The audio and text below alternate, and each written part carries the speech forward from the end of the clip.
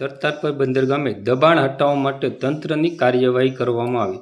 High voltage drama સર્જાયો। તળાજા તાલુકાના સરતારપર બંદર ગામે આજરોજ તારીખ 24/7/2025ના બપોરના 1 કલાકના સમયગાળા દરમિયાન દબાણ હટાવવાની કામગીરી પોલીસના ચુસ્ત બંદોબસ્ત વચ્ચે હાથ ધરવામાં આવી હતી।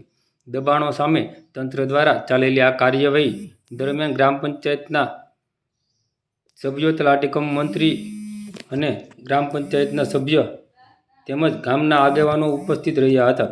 દબાણ હટાવવાની કામગીરી દરમિયાન લોકોના ટોળેટોળા ભેગા થયા હતા અને હાઈ વોલ્ટેજ ડ્રામા સર્જાયો હતો। તળાજા તાલુકા પંચાયતના વિસ્તરણ અધિકારીની હાજરીમાં મક્કમ કાર્યવાહી હાથ ધરવામાં આવી હતી, જેમાં સરતારપર બંદર ગામમાં ગોંદરા વિસ્તારમાં રોડને નડતરરૂપ દિવાલ હટાવવામાં આવી હતી અને સરતારપર ગ્રામ પંચાયતની બાજુમાં 3 દુકાનનું ડિમોલેશન કરવામાં આવ્યું હતું। તંત્ર દ્વારા દબાણ હટાવવા માટે પૂર્વ સૂચના આપ્યા બાદ આજે આ કાર્યવાહી હાથ ધરવામાં આવી હતી। લોકો વચ્ચે ઉહાપોહ વચ્ચે પણ તંત્રએ દબાણ હટાવવાનું કામ સફળતાપૂર્વક કર્યું હતું।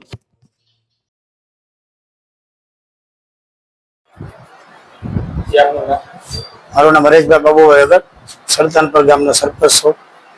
આજ રોજ 2025 24 તારીખ અને ગુરુવારને દિવસે જે અમારા સરતારપર ગામની અંદર આજ રોજ ડેમોલેશન કરવામાં આવેલ છે, ત્યારે તમામ સરકારી કર્મચારી, પોલીસ અધિકારી, મામલતદાર સાહેબના માણસો અને તાલુકા પંચાયતના માણસો અને સરપંચના સભ્ય દ્વારા જે ડેમોલેશન કરવામાં આવેલું છે, એમાં દરેકનો સાથ સહકાર મળેલો છે અને જે ડેમોલેશન અમે ચાલુ કર્યું હતું, ગામનો સપોર્ટ પૂરેપૂરો મળેલ છે અને અમને શાંતિપૂર્વક અમારી જે ડેમોલેશનની કામગીરી હતી શાંતિપૂર્વક પૂરી થઈ ગયેલ છે।